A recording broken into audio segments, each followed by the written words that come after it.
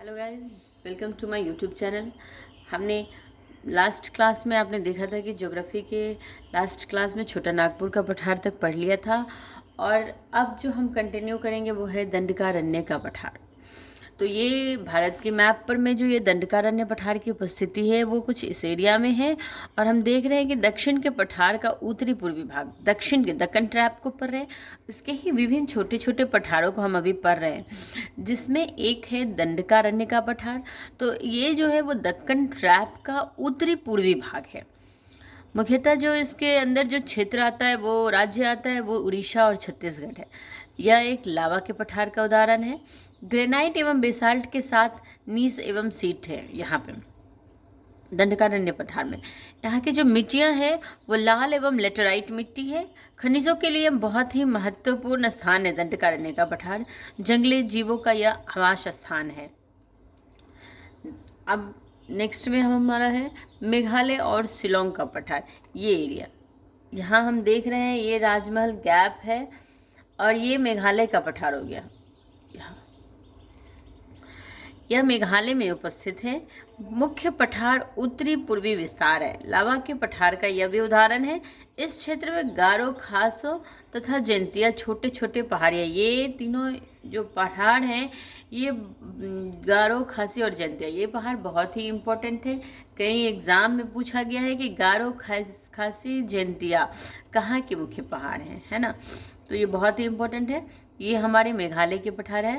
पठार के अंतर्गत छोटी छोटी पहाड़ियाँ हैं। यह पठारी क्षेत्र भारी वर्षा प्राप्त करती है तथा खासी पर्वत पर सर्वाधिक वर्षा रिसीव की जाती है। 1100 से 1200 सेंटीमीटर यहाँ की जो वर्षा की औसतन माप है।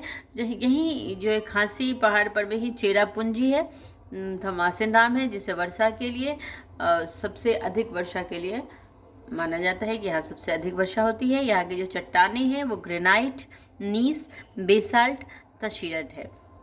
इस क्षेत्र में अत्यधिक वर्षा के कारण सघन वनस्पतियाँ पाई जाती है। अब ये ऑब्वियसली है कि जो जहाँ वर्षा अधिक होगी वहाँ की वनस्पति है वो बहुत ही घना होगी, सघन होगी।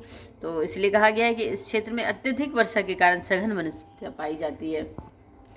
हमारा नेक्स्ट पठार है तेलंगाना का पठार। तेलंगाना के पठार को मैप पर हम इस तरह देखेंगे। फ्रेंड्स, मैं एक बात आपको बताना चाहूँगी कि अगर आप नोट्स तैयार कर रहे हैं तो बहुत ही अच्छा कर रहे हैं। और आप देख रहे हैं कि मैं हर पठार के आगे भारत का एक छोटा सा मैप, रफली मैप बना करके दिखा रही हूँ कि इस पठार की उपस्थिति कहाँ है। तो ये बहुत ही ईजी होगा समझने में। तो अगर आप नोट तैयार कर रहे हैं तो प्लीज़ आप भी इस चीज़ को मेंशन करेंगे। वीडियो को पॉज करके आप इस चीज़ को मेंशन करेंगे अपनी कॉपी में, ताकि भविष्य में कभी आप अपनी कॉपी पलटेंगे तो बड़ी आसानी से आपको समझ में आ जाएगी कि इस तरह ये पठार कहाँ है।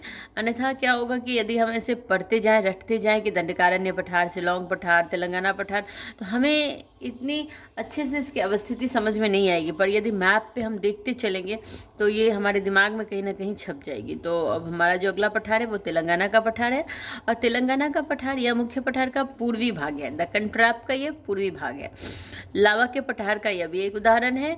और यहाँ की जो चट्टानें हैं वो ग्रेनाइट, नीस और बेसाल्ट है। यहाँ मिट्टी जो है वो लाल रंग की है, लाल मृदा है। यह धात्विक खनिज के लिए प्रसिद्ध है। यह हाथी गलियारा का प्रमुख मार्ग है। कौन सा? तेलंगाना का पठार।